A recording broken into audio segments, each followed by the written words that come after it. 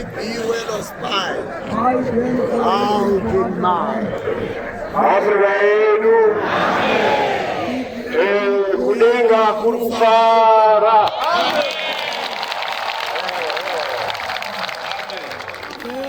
AK Mwazha akatuma ari kufara. Tinakutenda mutumwa AK Mwazha wa Afrika akatsvaga shamwari yake musangano weZANU PF. Zvese munoziziva kuti mutumwa akatidzidzisa kuti pati yake iZANU. Uchirai zvakanaka. AK Mwazha anovhotera ZANU PF.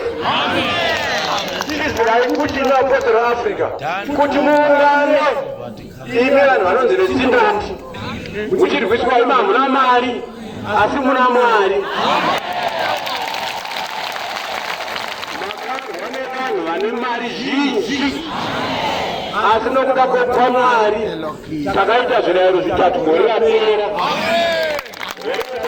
Tiri pano taungana pano nokubatsirwa nehurumende yaPresident Emerson Dambudzo Mnangagwa. Ndosaka taigona kuungana pano. Taigona kuungana pano. Mazinzwa here. Takaifana mutumwa pati yedu ZANU PF navaMnangagwa.